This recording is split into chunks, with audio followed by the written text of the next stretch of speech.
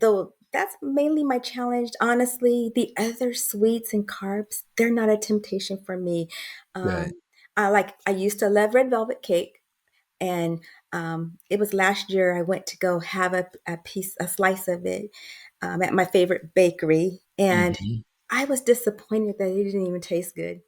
And then I Wow. look at the ingredients. It has, I don't know how many. I want to say 50 ingredients in that red velvet cake. Wow. And I'm like, it's amazing how going carnivore changes your taste buds. But That's for right. the ice cream, sorry, it hasn't changed my taste buds. But with that said, it can't be any kind of ice cream. It can't be Mm, the ice cream that has 100 ingredients. So the Haagen-Dazs that I mentioned only has 5 ingredients. The nice, worst nice. thing on that is the sugar. Welcome to the Protecting Your Nest podcast. With 1.3 billion people in the world diagnosed with hypertension, you may have wondered if hypertension is actually a salt or sugar problem. Well, you're not alone. Most of us have been taught that it's definitely a salt problem. But did you know that there's a link between high blood pressure and sugar consumption? And here's why. Sugar actually causes inflammation in the body, which can damage our blood vessels. And when your blood vessels are damaged, the nitric oxide, whose job it is to allow your blood vessels to expand or dilate, don't work as well. High blood sugars also result in high insulin levels, which lead to the influx of calcium, leading to the constriction of blood vessels and causing salt reabsorption in the kidneys, culminating in an elevated blood pressure, as well as causing the constriction of blood vessels and the reabsorption of salt in our kidneys. So, when you think about this, um, excessive sugar can also cause weight gain and obesity, which are both risk factors for hypertension. So, although some people are salt sensitive and have to watch their salt intake, for most of us, it's the carbs which turn into sugar in our bodies. And that is actually the root cause of high blood pressure. So, if you're dealing with hypertension and want to get off meds, today's guest and her testimony may be exactly what you need to hear. Today's guest is Rhonda Townsend of the Carnivore Leo YouTube channel. Like so many people, Rhonda has been diagnosed with hypertension and is now on a mission to help spread the message that through her YouTube channel, yes, you can reverse your high blood pressure and get off meds. A message that so many people have never heard, but today they will hear it for sure. So, Rhonda, I appreciate you. I enjoyed meeting you at the Symposium for Metabolic Health. And thank you for coming to this episode of the podcast. Thank you for inviting me. No problem. When I first met you, and you told me your age, I was shocked. I hate to go there, but you said you were how many years of age? Well, then I was 60, but on August 5th, I just turned 61. You're Exactly. young. So you're a great advocate for what's possible, and we all want to age gracefully. So you've done that really well. And who knows? Maybe it's genetics, maybe it's this dietary pattern we'll talk about. Either way, if we do the things we need to be healthy, maybe we can age like wine. So I appreciate that because that's a great inspiration for others. So let's talk a little bit about where you grew up, and do you think where you grew up impacted the person you became? Well, I was born in Los Angeles, California. We lived in Pasadena my first 4 years of life. And then at the age, well, actually age 4, my father, he's um, was a Black history instructor, but back then he started with elementary school and he got a job on the Hopi Indian Reservation, teaching the Native Americans there. So for a year, we lived on the Hopi Indian Reservation in Arizona, and then after that year, my father got a job at Casitas River College in Sacramento, California. And so we moved to Sacramento from the age of 5. I lived in Sacramento pretty much my whole life until I joined the military. So, Wow. how that shaped my life, I'm not sure if it's where I lived that shaped my life. I mean, I'm sure if I grew up in LA, I might have been a different person. I don't know. But I feel my father, because he was so strict, he's Mhm. old school. Okay, so he's African American, so from the belief children are supposed to be seen and not heard, and very Hmm. strict. If I disobeyed him or if I got in trouble at school, I would also get in trouble at home. So very, Hmm. very strict and very protective. I couldn't have very many friends. If they were just, they had to be in the church. I couldn't listen to secular music. So I had to be, so I would sneak and do those things and get in trouble. Sometimes sneak out of the house to try to visit friends, get in trouble. I mean, he was the type that got the belt and whipped you. Okay. Hmm. So he was like that. So I feel that shaped who I am today is my father's discipline, and even though in today's world that would be considered child abuse, probably now, I feel my personality and the way I am is because of how I was brought up. Yeah, that's awesome. Discipline is important, and obviously, how you do it. I think I maybe a little less strict in my household growing up, but certainly as I raised my two boys, our discipline probably started a little stricter.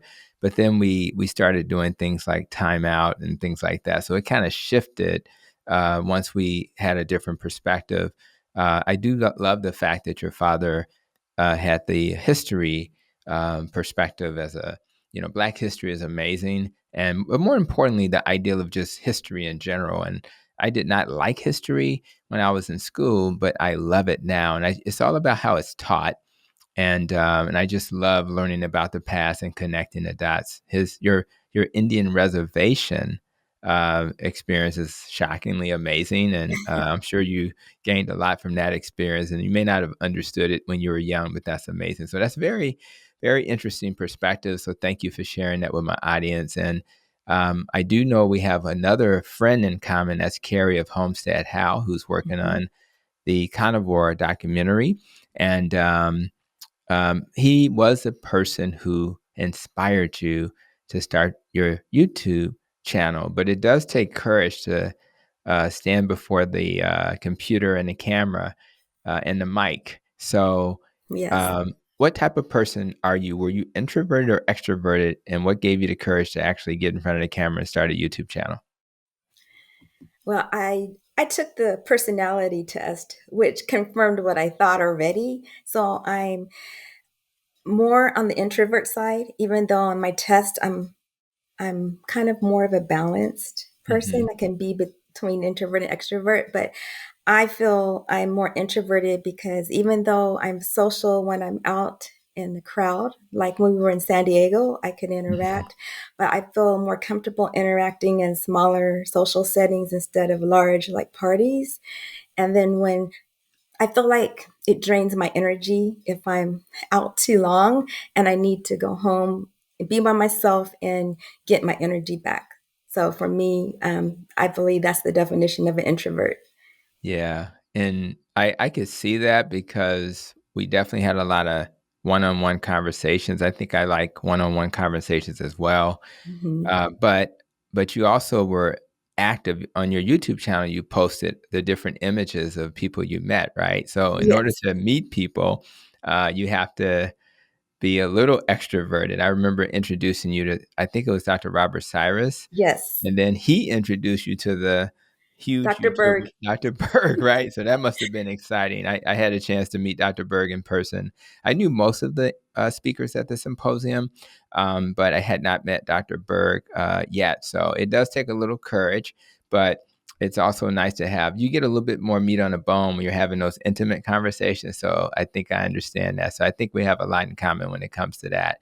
Um, Before we get into your diet, um, I want to ask you because my audience is getting to know you. What's your favorite thing about the new version of yourself? Because they don't know the old version. But what for you personally is exciting about the new person you became when you made lifestyle changes?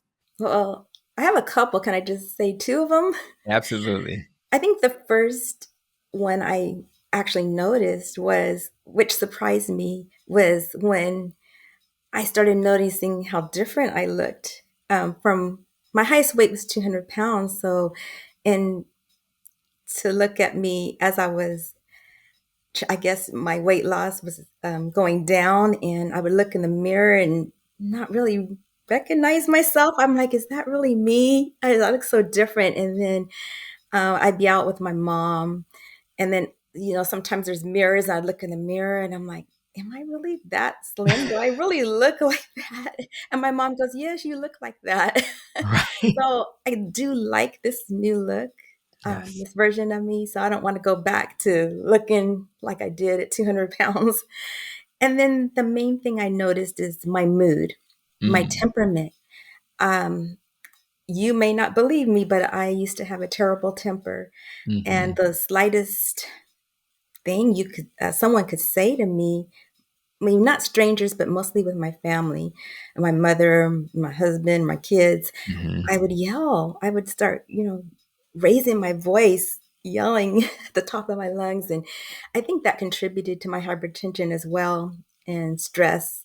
Um, but since I became carnivore, maybe once or twice I would get upset to that point, but never to the extent where I was previously. So I love that new version of me.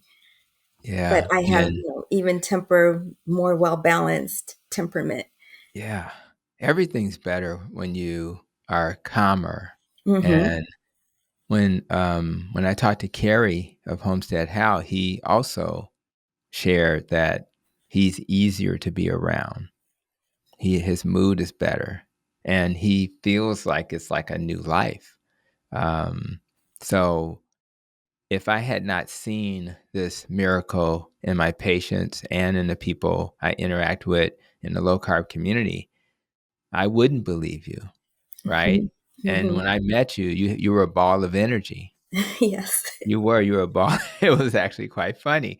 And imagining Right. imagining that you were not that person 10 years ago Mm-mm. is hard to imagine. So for those who are checking this out, imagine you are the person you love being a version of themselves that you have not seen yet.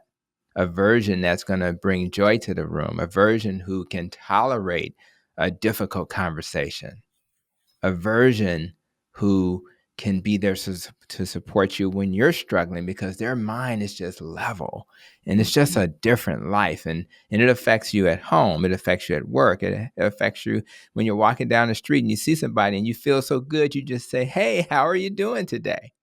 Sometimes my wife will do that. We're on the elevator, it's quiet on the elevator, nobody's talking, and she'll just burst out with something crazy. And everybody on the elevator relaxes once they get over the fact that she's crazy. They got to get over that first. But once they get over that, it just brings life into the elevator. So that's the life that people will gain by hearing this message and then learning that it's possible for them as well. Because we're just like them. Even with my credentials, I'm just like you. We're all the same. Now, so you developed this idea that eating an animal-based diet is okay, but there was something you did before I saw on your YouTube channel. It was called the Plant Paradox Program. So tell me a little bit more about this Plant Paradox program and why didn't it work for you? Okay, so someone gifted me a book. I don't remember the year. Um, it was before a year before Carnivore. I think maybe a year and a half, and it was by Dr. Stephen Gundry, and it's called The Plant Paradox. Yeah. And so I was like desperate to get off blood pressure medicine, so I was praying and I was asking, God, yes, I'll do anything, change my diet. So I was intrigued by that because basically the premise of that is that plants, I guess it's a paradox because plants are beneficial, he said, for us, but at the same time, they contain toxins such as lectins, oxalates. So, but his, um, I guess, philosophy was that certain plants were okay to eat while others weren't. So, for example, the white potato was not good for us, but we could substitute it with sweet potato. But of course, now I know sweet potatoes aren't good for us either. Right. So, so I followed that program, and I I think his program you also eliminate sugars. So Hmm. for the most part, I did that. It was Mhm. including stevia, and I was eating more like maybe like the Indian cuisine, the lentils, because those were allowed, and with um, ghee. I was using a lot of beans, but he said to get the toxins out of the beans, you have to soak them overnight. So, including with the lentils, soak them, and the ancient Native Americans would also ferment them to get the Mhm. toxins out. And so, for example, too, tomatoes. He said we could eat tomatoes, but you have to peel the skin off and remove the seeds because those were the most toxic. Those were the Mhm. babies. The seeds were the babies. And so, in a way, it's kind of similar to the way Dr. Chafee talks about. But Mhm. the reason I want to say it did work as far as losing some weight. So I did lose about 30 pounds during that time because I was eliminating a lot of the sugars and a lot of the other carbs that weren't good for us. But it didn't lower my blood pressure. So my blood pressure was Mm. still very much elevated. Yeah. So, so I don't know why well, now I know why it didn't work because Mhm. I was still putting toxins into my body Mhm. with the plants. And so because of listening to the podcast about Dr. Gundry's Mhm. podcast about plant toxins, I believe that's why Dr. Chafee's video popped into my YouTube feed called Plants Are Trying to Kill You. And so I decided to adopt the carnivore lifestyle after I saw Dr. Chafee's video and Dr. Ken Berry's video. And Nice. about 3 months after adopting carnivore, I started in January of 2023. My blood pressure was normalized. Every time I went to Kaiser, my blood pressure would be normal. Mm. So that worked by eliminating every plant toxin, every plant. So I believe all plants are toxic to us. Yeah, and I think that when you think about so when I started my intro, I talked about why hypertension is a sugar problem. So the Hmm. problem with the potatoes is that they all turn into sugar. I mean, literally a medium potato probably has 40 carbs. A large potato could have 55 to 60 carbs. And if you do the math and divide it by 4, that 40 becomes 10 teaspoons of sugar Wow. and the 60 becomes 15. So clearly, we do want to worry about toxins because they cause inflammation. They can damage our blood vessel linings. But if we ignore the carbs, then we're only getting half the story right. So, Hmm. so I'm really looking, and so I just think it's important that people, again, not only hear these messages, but when you do the experiment, so you did the plant paradox experiment and it just didn't yield results, didn't yield fruit.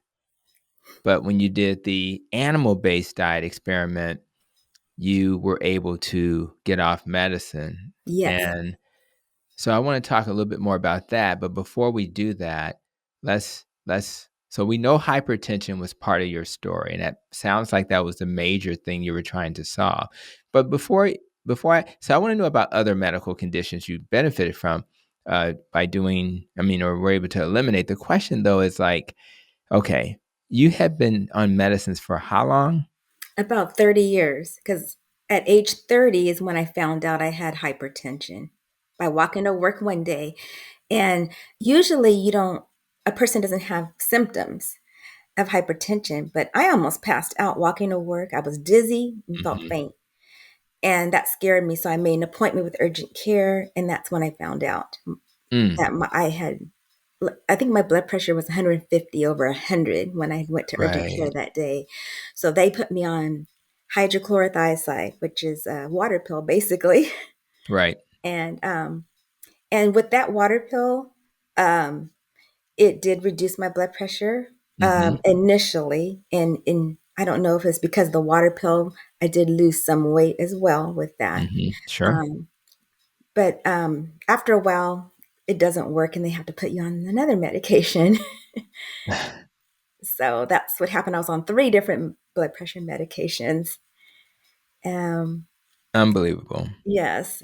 and I knew the side effects. After reading about them, I knew the side effects weren't good, and it was just a band-aid. And That's the right. doctor said I'd have to be on blood pressure medicines for the rest of my life. And when I spoke to my doctor about the side effects, he said that, the benefits outweigh the side effects. But when I Mm, read studies about it, really the life expectancy was not any greater than if I had never taken blood pressure medicines. And right. sometimes it patients developed more heart disease from taking the medications. So it's like, what's the point? Might as well not take it. So I prayed very hard about this, That's and I right. believe God brought carnivore um, into my life. I'm amazed. The first thing I want to say is that for those who have conventional clinicians, doctors, advanced practice clinicians, pharmacists, nurses, they're not crazy. They just have been taught that high blood pressure is a chronic disease that you have to manage. They were not taught what the root cause of it is. And I'm suggesting that it's a high sugar leading to high insulin and all the other things I mentioned in the beginning of this podcast.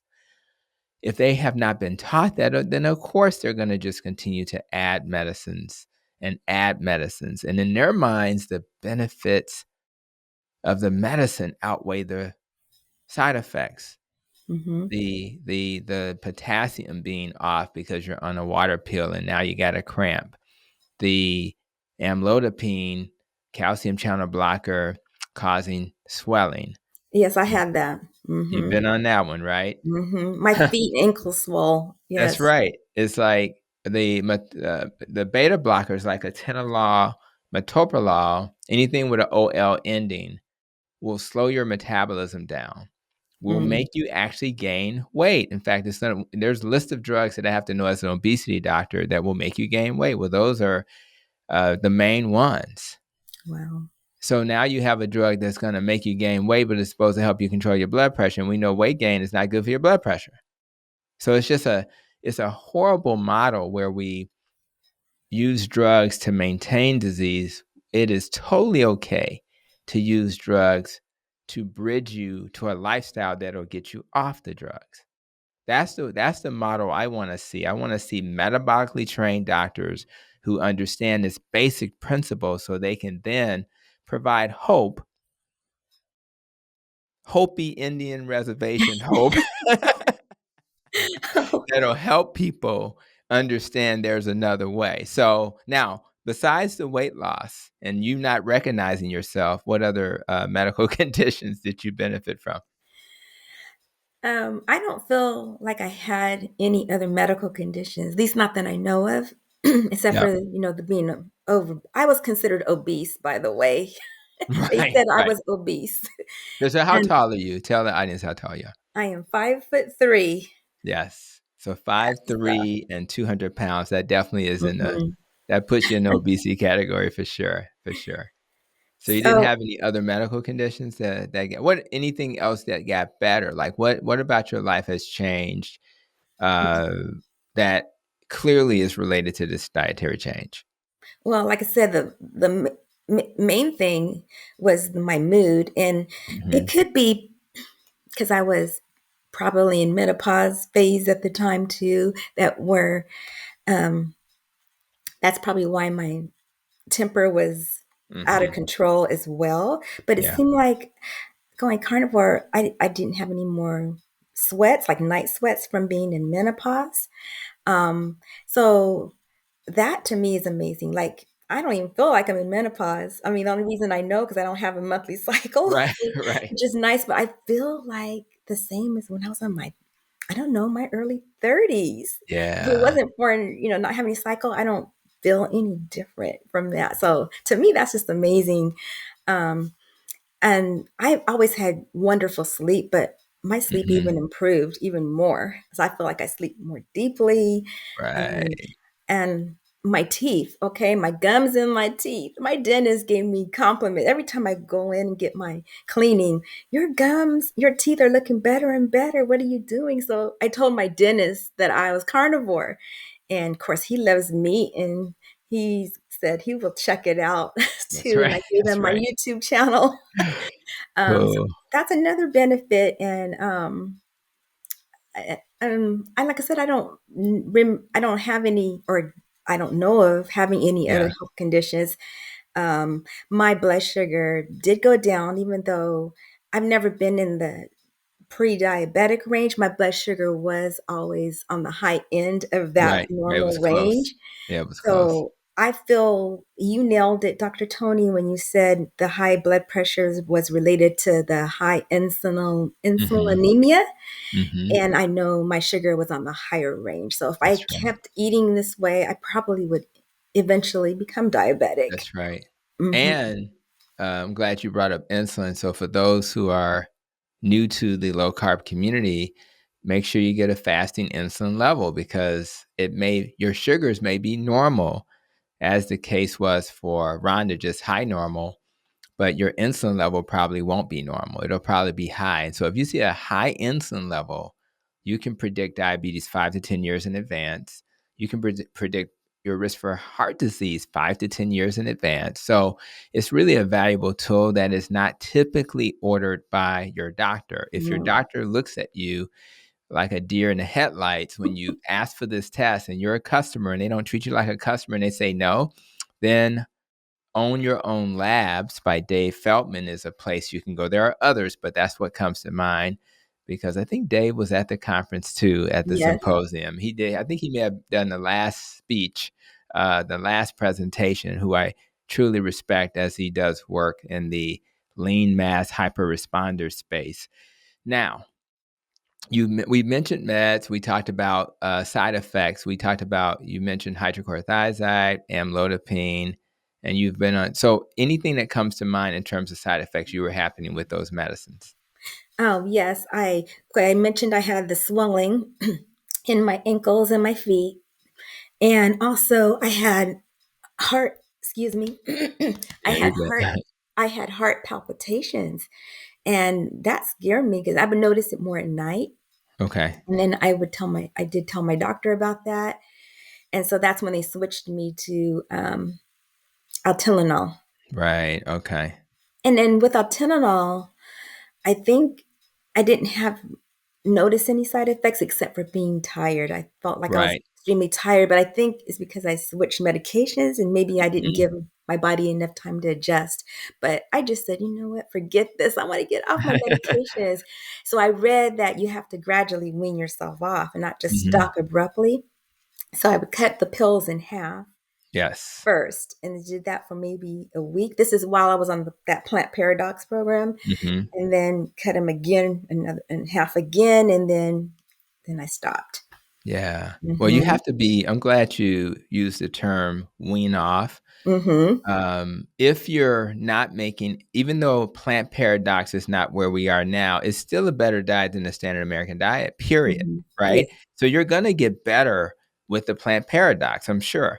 But the key is to wean Mhm. because John Singleton, who was doing Dr. Sabi's diet, trying to film a documentary, had a stroke because he didn't wean. He just Oh. stopped. He Oh. just stopped his medicines, and he's the for those who are not familiar with him, he is the I think the producer of Boys in the Hood, which is a Mm. classic African American movie that was very very well done. But so if you're not making lifestyle changes, you can't wean off of anything because you haven't done anything that's gonna take the job of the medicine. So you Right. have to do so you were doing the plant paradox, then you transition to animal-based diet. So for anybody listening to this, don't stop your medicine. Mhm. Start the lifestyle change and then work with a doctor who knows how to deprescribe so you can get off your medicine. Now, going back to this atenolol, I do believe that atenolol is what made you tired because Okay. that's what beta blockers do. They slow your metabolism down and they make you feel sluggish. So, Mhm. so I think that probably was what was happening. This is the beauty, though, because you hadn't really achieved your, weight loss, and the number for your weight loss was what? You mean How the much? How goal? much? Yeah, how much Oh, did you lose? okay. So altogether, from my highest weight to my lowest, Yes, ma'am. 85 pounds because I had did the Oof. Sea Lion Challenge Mhm. with Robin, Carnivorous Grandma, and Yes. so that was just ruminant meat and seafood only. And so 115 was a little too, I think, small for me. And Right. my That's right. husband wanted meat, more meat on me. You know, Yeah. black men These are. these African American men.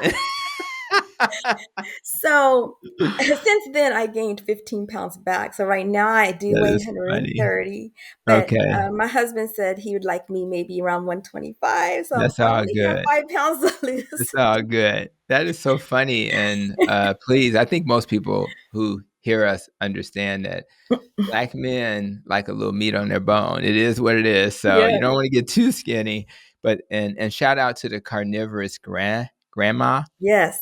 because she has a YouTube channel as well, and another person who's, trying to spread this message. Now, I'm not sure if you know what your BMI was when you first started, like, when you were Um, overweight. You had any idea? yeah, I want to say it was 30. I remember Okay, it always being like 28 to right. 30. That's obese.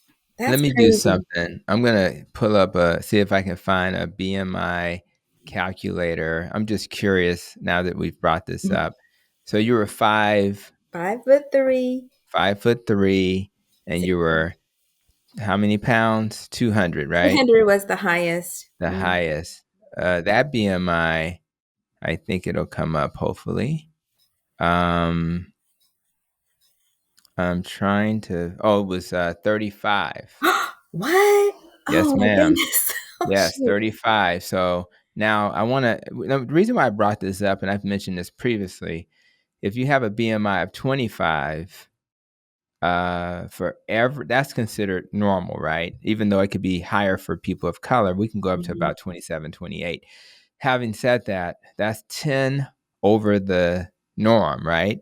mhm. And if you multiply, so for every point above the norm, if you go to 26, that's a 4% increased risk for irregular heartbeats. Oh wow. If you go up to 27, that's 8%. So basically, all we got to do is multiply the 10 by 4, and that's a 40% increased risk of irregular heartbeats, Oh my including those palpitations. But when you lose the weight, it gets better and goes away for most people. goodness. So what we do in healthcare is we say, just take the atenolol, the metoprolol, which also slows your heart rate, so you Mhm. won't have palpitations. And we never address the root cause of why you have the damn problem, and excuse my French, in the first place. That's why I kind of lost my mind a moment, because it's frustrating. Yeah. What is the root cause of why I have a high blood pressure or I have palpitations, and address that? And if we do that, then healthcare becomes a healing type of a process. So Mhm. I don't know why now you got my pressure up, Rhonda. So, But you know well, the doctors when because at a certain age you have to have a colonoscopy, right? So I yes, did that last year at Kaiser. My mom, she couldn't have her surgery because her blood pressure was too high. They will not do because they have to sedate you. yeah, So when I went to Kaiser, I was nervous. I'm like, oh shoot, I hope my blood pressure is normal. that's I've been right, on that's right, carnivore for almost a year now. that's right. And it was normal. And they were like saying, oh, your blood pressure is good. And they Yeah, said, they looked in my chart, they saw that they go, they had to double take because they weren't that's sure right. if I was the same person because they had my old picture in there. Right, And that's then they right. said, oh, wow, you look great. What did you do? And I would have to admit, I was a little bit afraid Yeah, to tell them, yeah, I'm apprehensive. carnivore. So I just told them I went low carb. I cut a lot of Mhm. carbohydrates out, and they seemed to be okay with that explanation. Yeah, But yeah. if I had told them I only eat meat, I probably would never hear the end of That's it. right, that's right. It's it's Mhm. it's a little, extreme for people, and there will come a day when some people are still afraid of keto, that Mhm. term. So I think we are transitioning, but Mhm. there's enough data for a scientist to see, okay, we're good. Now, you've done this, you've made this transformation. What's been, are you facing any challenges? Because, we sit here and talk about this stuff, but, we're all evolving. So what challenges are you still facing as it relates to making these changes? Okay, so I want to be transparent, and because I don't always, share on YouTube when I've slipped up. I know some carnivores do. And I just had a birthday. I'll admit I did have my favorite ice cream. I have two favorites, which is Haagen-Dazs green tea and coffee. Yes. um, so my challenge is that I don't Yeah. buy it and bring it home because I will eat the whole pint. That's right. But That's right. um, I I like to follow Dr. Kiltz's philosophy. You can Yes. have it from time to time, but not all the time.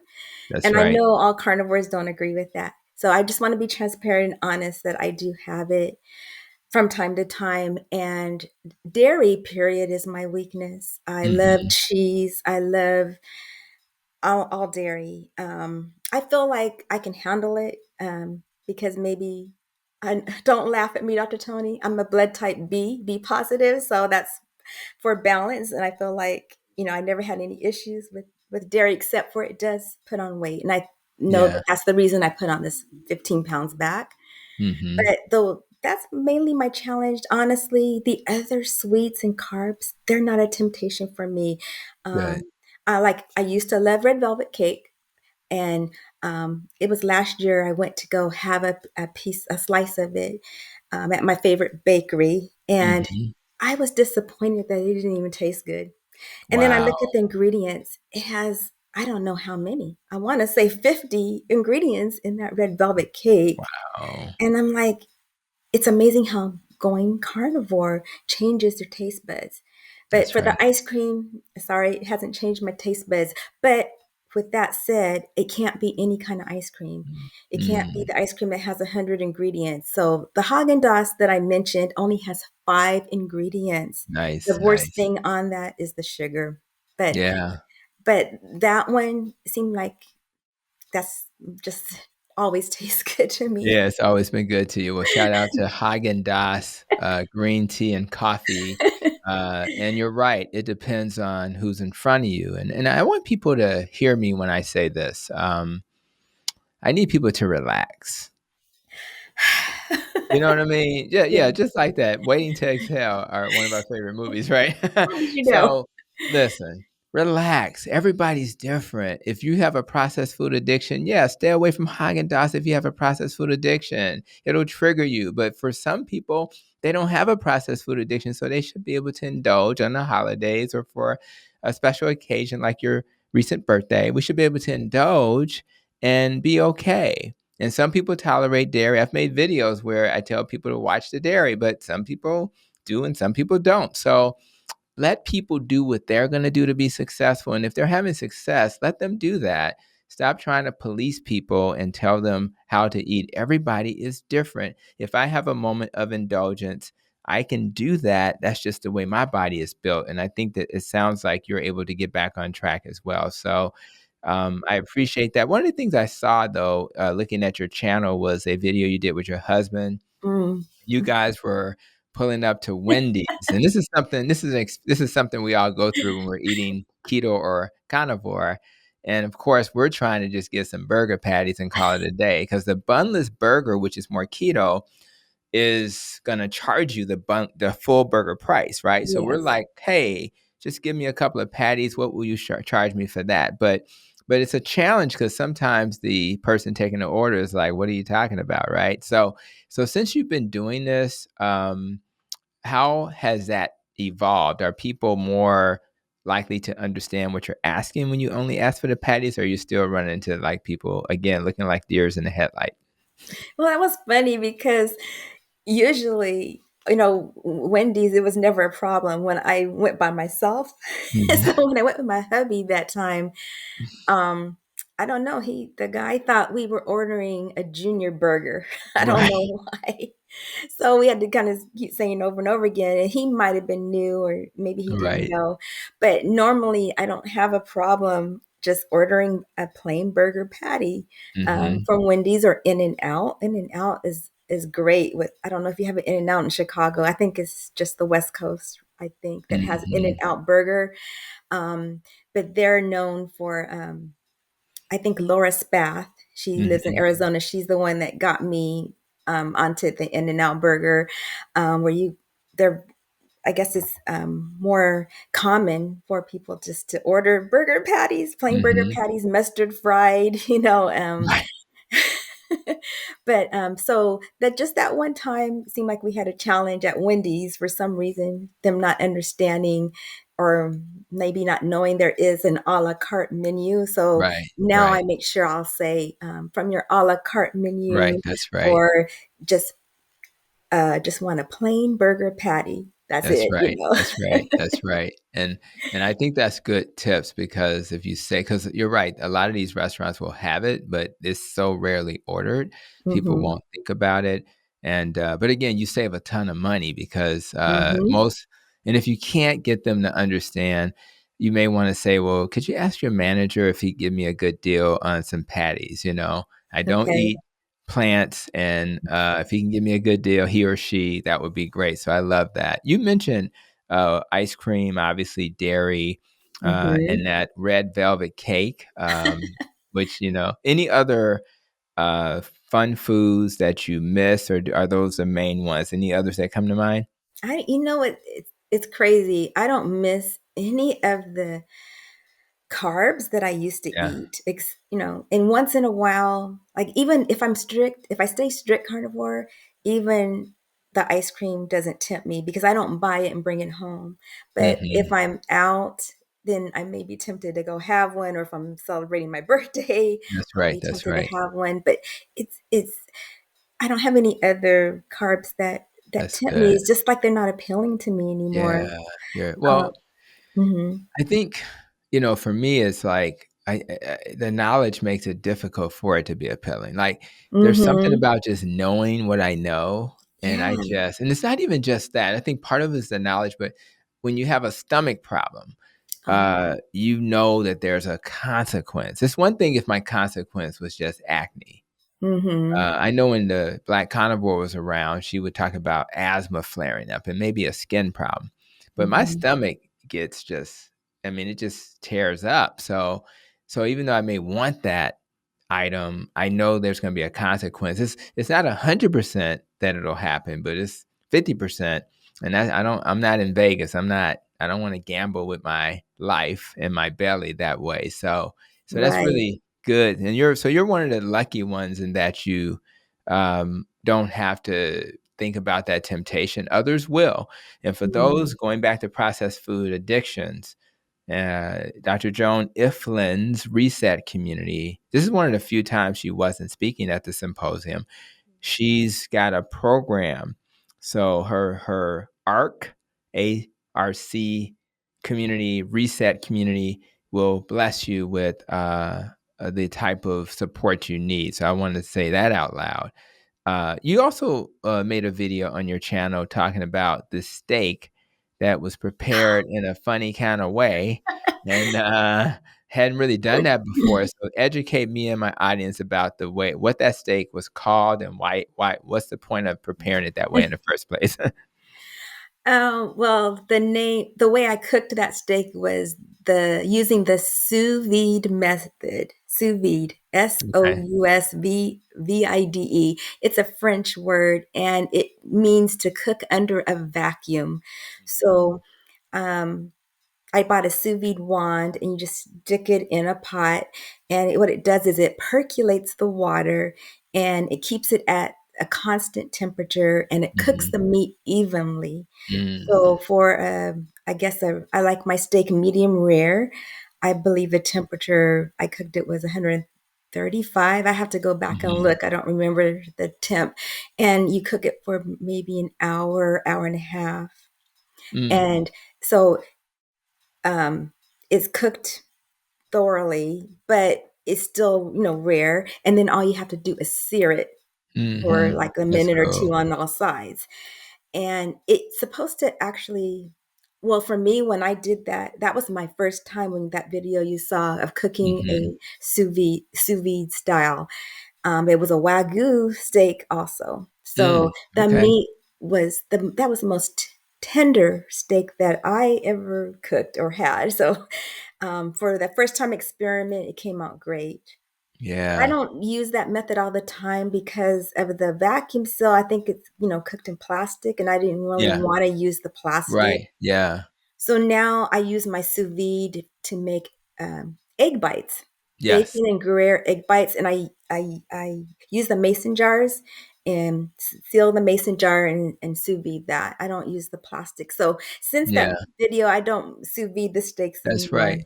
It's interesting you would Hmm. bring that up because as a functional medicine trained doctor as well, I of course, the first thing I'm like, "It's plastic." So, "Oh my god, it's Yeah. plastic." But I do, maybe there will be another way, but I do like the idea of cooking it evenly. People who are struggling, particularly in the communities of color where they want things to be well done, right? If you know it's kinda cooked through, even though it may not be well done, that may make people feel more comfortable. The tenderness is critical. And in fact, Hmm. I actually like cooking at home more because I can pretty much guarantee that I'll cook it properly so it's not tough. And obviously, I know the quality of the meat that I'm purchasing, so it's not Hmm. tough. So there's a lot of nuance to this, but there's so much to learn. I feel like I have so much to learn. I know a lot of this medical stuff, the science behind low carb, but what I don't have a lot of experience with is doing all the different types of meat preparation. So I Hmm. have a lot to learn, and which is why we need you to be making some videos about what you're cooking. Okay, so I'm learning with you because yeah, YouTube. That's how I yeah, learned how that's to right, cook different ways. There's a lot of carnivore channels, that's right, that's Chris right, Cook in Nashville, um, Marie Emmerich. So I just that's right, go on their channels and then I that's try right. to recreate it. That's right, just do it, yeah, and that's the whole point. You let them do the so-called experts on cooking like Maria Emmerich, and then we can kinda play around with it and try it ourselves, and we can still share that because maybe we reach people that they didn't reach. So I Mhm, appreciate that. I also saw you on a video, which I wanna do more of. I haven't not done walk and chat, walk and talk. So you've done some videos where you're walking and chatting. So where has but that's exercise because you're walking. So what mhm. role has exercise played in your transformation? Oh, wow. Um, in the beginning, I think it really helps. It goes hand in hand. I feel like the diet and exercise go together. I don't feel like they should be separated. Mhm, yeah, And I know my first 3 months I didn't exercise. But then after I think 3 months, I started incorporating because I was heavier too, and mhm, it's not as easy to exercise or that's right, sprint because I started right, sprinting when you're heavy. So as I lost weight, I started incorporating the walking every day and the sprinting. But I do have another confession to make because after I started working at Apple beginning of this year, and when I went back, I slacked up on the exercise, which is another okay, reason I probably put some of the weight back. But since last month, I reincorporated the walking and sprinting, even though it's not as often as I used to. But I okay, have to tell you, the sprinting, I definitely want to keep that up because I believe that's the best exercise, at least for me, to yeah, tone and get rid of visceral fat. So I'm starting over with the sprinting, but Dr. Sean O'Mara, I don't know if you know who he is, but mhm, I he's do, carnivore, but and he also incorporates sprinting, and he's also a military as well. So so that's why I was watching him and trying to implement some of the protocol that he uses. But I believe it's exercise is very important. I also um, like Dr. Kim Berry says, to lift heavy things because at my age, we lose muscle. I think as we age, and so lifting heavy things is important. So I do have the 10-pound weights that I do um, arm exercises with. And so, like I said, I slacked off and I'm trying to get back in shape because I feel I looked better when I incorporated the exercises along with the carnivore diet. I go back yeah, at some of my videos from November last year and my arms were more toned. I mean, I looked way better to me. yeah, and you probably did because, Mm-hmm. when you're not eating carbs, carbs turn into glycogen Mm-hmm. and they get stored in your muscle as a future source of energy. But if you deplete those glycogen stores, your body may then eventually rely on burning protein or muscle Oh, for okay. energy. Not the best source of energy. In fact, it's clearly not the best source. The best source of quick energy are carbs. Then you have fat, and we tend to live on fat on the dietary pattern we're on. So Mm-hmm. you don't want to be burning muscle. And one of the ways to mitigate that, obviously, is to eat sufficient. You want to be in ketosis, eat sufficient fat, eat sufficient protein, but you want to build muscle while you're doing it. So if you exercise while you're doing these diets, you will do much better than if you don't. So I think that's important. Another thing that scares people um, is coming to see me. They come see me and they're doing this, quote unquote crazy diet. I did a video talking about carnivore being a Looney Tunes diet, Oh, I saw right? that. Yes. So we're Looney Tune, we're crazy. But for you, uh, what was the outcome of looking at your blood work? Because as you know, people worry about my blood work's going to be abnormal. How was that a successful transition? How did your doctors respond to it? So I did my blood work last October, and I think it's every year that I get my Hmm. blood work done. So every my blood work was, to me, it was all perfect except for, Right. guess, LDL. LDL. Right. Right. Right. My triglycerides were good, but I think my HDL was good, but Hmm. that LDL, the highest it's ever been. That's So I right. don't even remember the number, but it was almost 300, 290, Yeah, 280. I don't that's right. remember. That's right. That's So, right. of course, Kaiser doctor, they called me about that, and I told them that I would address it with diet. Didn't Mhm. say how. Right, right, right, right. So, they haven't bothered me about it because they know my blood work's going to come up again this October.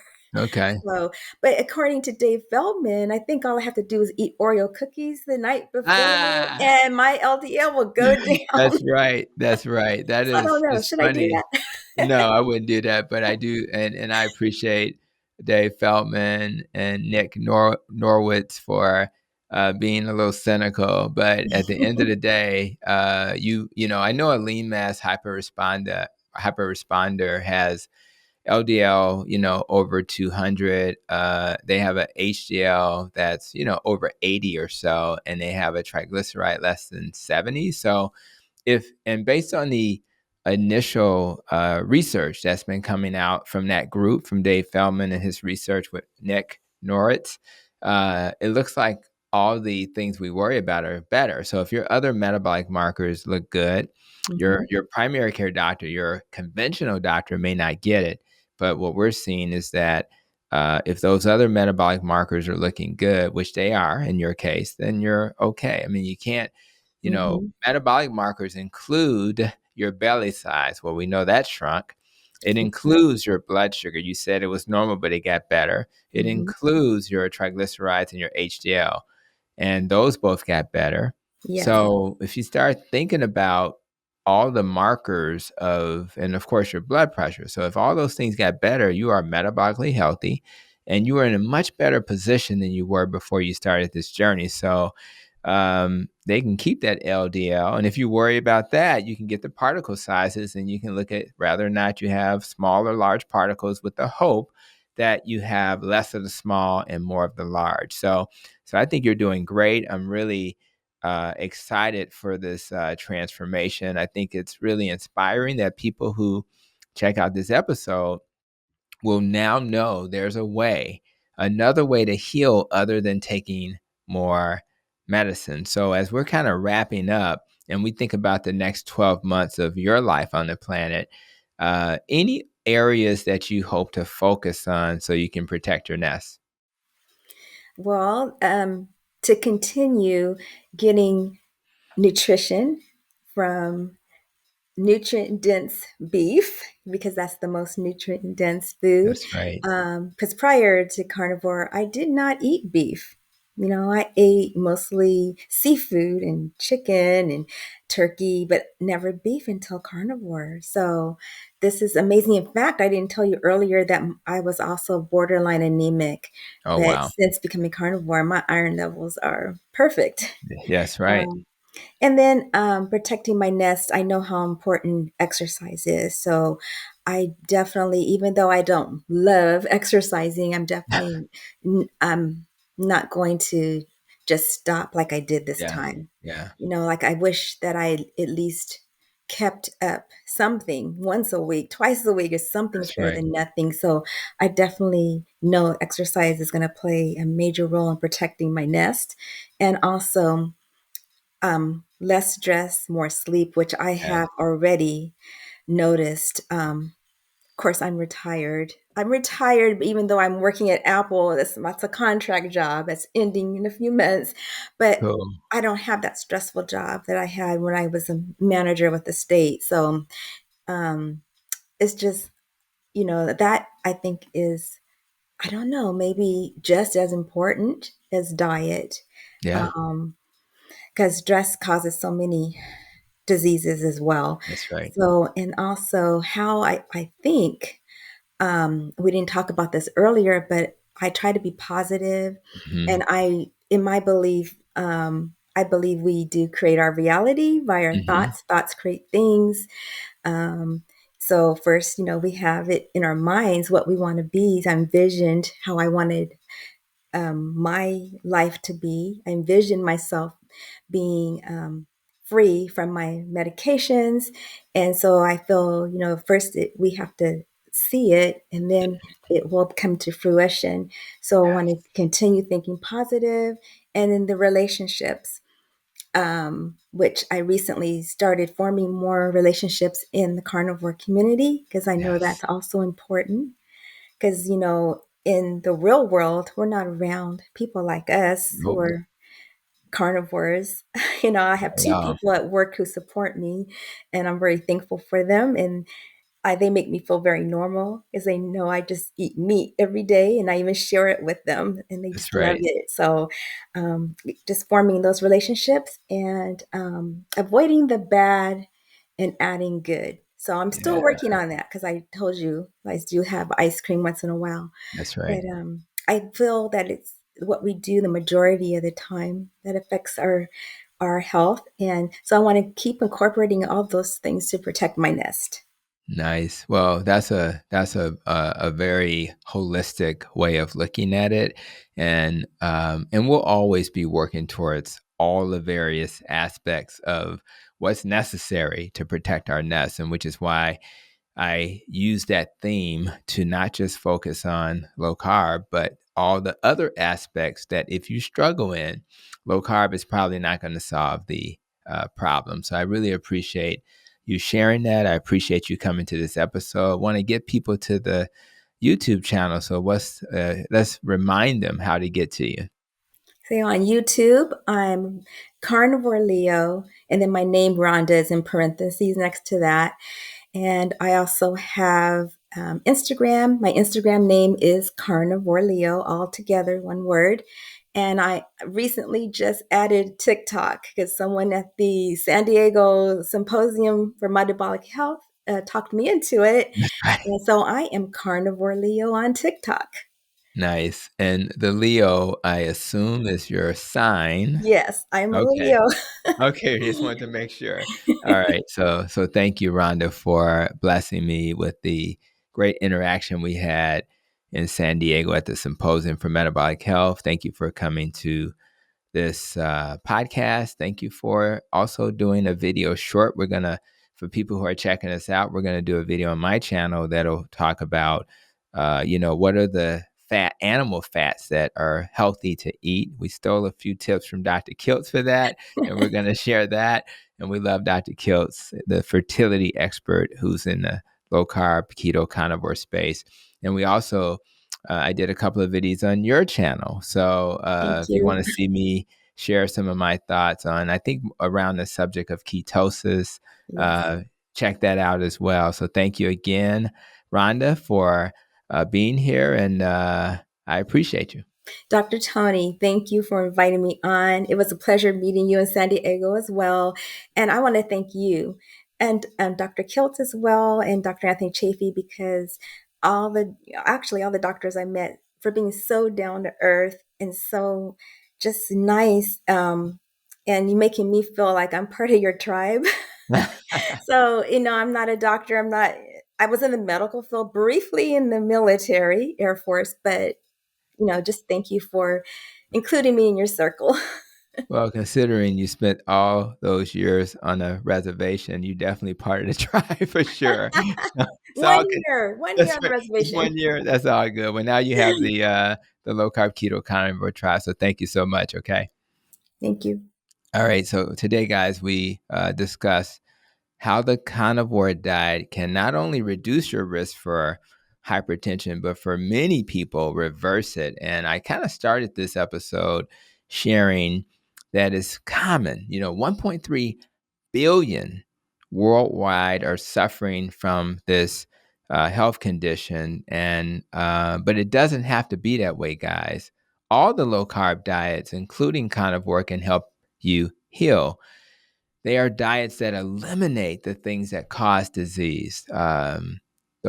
Those things that include sugar. It eliminates processed food, seed oils, and of course the starches. A diet where you reverse insulin resistance by reducing the demand for that fat storage hormone, which we need, but we don't want too much of it, and that's insulin. By simply reducing the excessive consumption of the poison, and that excessive poison is excessive carbs. And if we do that in the first place, we won't have to worry about taking all of those blood pressure pills and all of those diabetes pills and all of those pills that give us side effects. It's a diet that focuses on essential fats and proteins, which our ancestors taught us a long time ago is all we actually needed to eat to be healthy. So the point of this video is to share this message so that somebody you love can hear it. But the best way for you to convince them is not to share a video, but to live this life yourself and to heal. And if you heal and become a model of health, they may be curious about how you got there. And so my challenge to you is to use this video to inspire yourself so you can then inspire others. I always appreciate when people come to the Protecting Your Nest podcast. This has been a gift for me and has led to me meeting great people like Rhonda, who I really appreciate. So, Rhonda, you are part of the tribe. You always will be. And I thank you again as we wrap up. And for those who checked us out, I thank you for checking this out. And until the next episode of the Protecting Your Nest podcast, continue to be safe, be well, and continue to protect your nest.